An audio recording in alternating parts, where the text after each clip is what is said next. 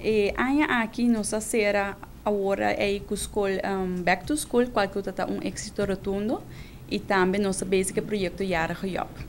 Pero para nos paquete para Luna, que nós está oferecendo nos clientes e também nos crises paquete, nós sabemos com a ideia de meal package event. Atualmente nós temos registrado gente para Luna, pero também tem crisis paquete que está guardo pedir do instância que nós trabalhamos, ongeveer mais de 40 instâncias fundação para nossa comunidade trabalhar com ele, onde nós também com gente não tem primeiras behoeftes.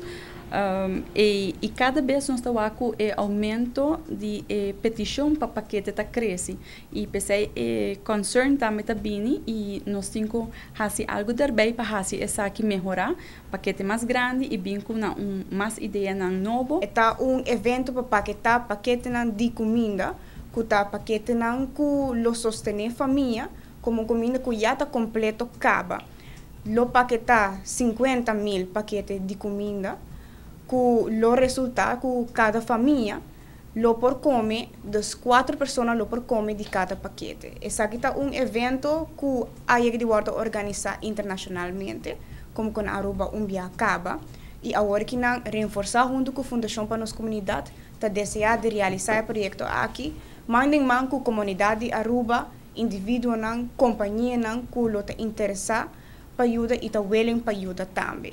Conecto impacta projeto que em verdade vai ajudar a família na Aruba, pero não se lasse junto que estão que lo participar.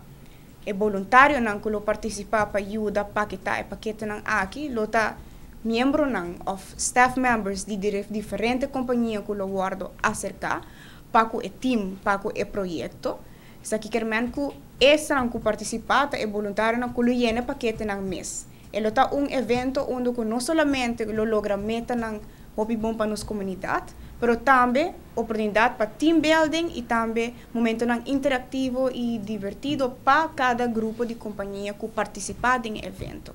O evento aqui toma lugar dia 29 de setembro na Marriott Ballroom. Nós está manda carta de sponsorship e também donação para diferentes companhias na Aruba para participar. Isso significa que cada mesa que é voluntário de cada companhia lo consiste de 10 pessoas e cada pessoa lo mestre recebe ticket via uma companhia para poder participar. Essa aqui tá é Arubiano, o website